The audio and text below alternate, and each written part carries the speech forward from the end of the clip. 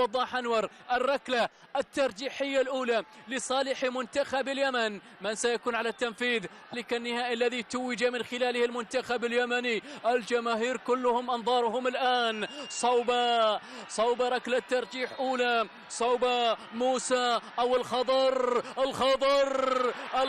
كذب خبر. الآن صورة حقيقة ومؤشر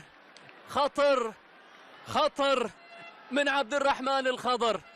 هذا عندما يقول هذا كذب خبر. ضاعت الكرة تتفنن على مين؟ ماذا عن وضاح؟ الوليد ووضاح. الركلة الترجيحية الأولى، الوليد يسجل ركلة الترجيح الأولى لمصلحة الأخضر السعودي. لاحظوا بهذه الطريقة وضعها على زاوية أخرى ليست تلك التي ذهب إليها حارس المرمى. الزاوية اليمنى بين وليد عباس وبين موسى العيد. عباس ولكن يسجل يعدل. لكن الأفضلية ما زالت بالنسبة للمنتخب السعودي. وضعها بشكل ممتاز، وضعها في سقف المرمى بالقدم اليسرى، سجلها محرزا من خلالها الركلة الترجيحية الثانية بالنسبة للمنتخب اليمني بعدما أضاع الأولى.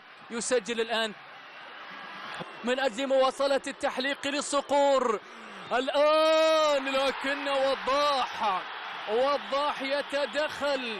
وضاح أنور يتصدى لمحاولة عبد العزيز الفواز أو عبد العزيز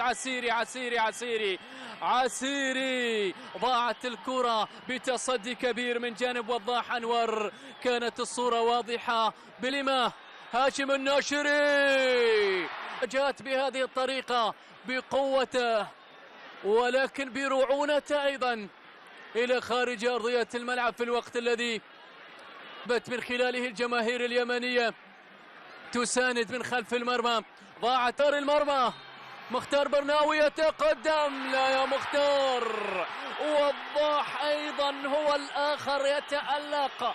مختار لم يسجل. الأخضر مختار وضعها سهلة إلى حارس المرمى. وضاح أنور. هذه أوضح من الأولى، هذه أسهل من اللي ضاعت. موسى العيد ردمان وموسى يسجل ويتقدم المنتخب اليمني ذات الترجيح من خلال ركلة ترجيحية رابعة. يسجل الثانية.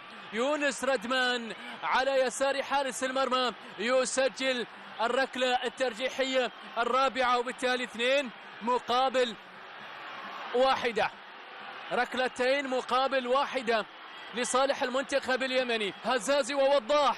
من سيتألق من خلال الكرة القادمة؟ ركلة الترجيح. يتقدم هزازي، يتقدم يسجل ويعدل. ركلتين مقابل ركلتين من خلال الركلة الترجيحية الرابعة. ينجح المنتخب السعودي بواسطة عبد الله هزازي لتصبح النتيجة الآن 2-2 بركلات الترجيح. عبد الله هزازي، عبد الخالق وموسى. يسجل عبد الخالق ويتقدم المنتخب اليمني 3-2. عبد الخالق وضعها أيضا في الزاوية الأخرى بالرغم من تألق الكبير موسى العيد في المباراة، لكن ركلات الترجيح حتى الآن تؤول وتذهب لصالح المنتخب اليمني.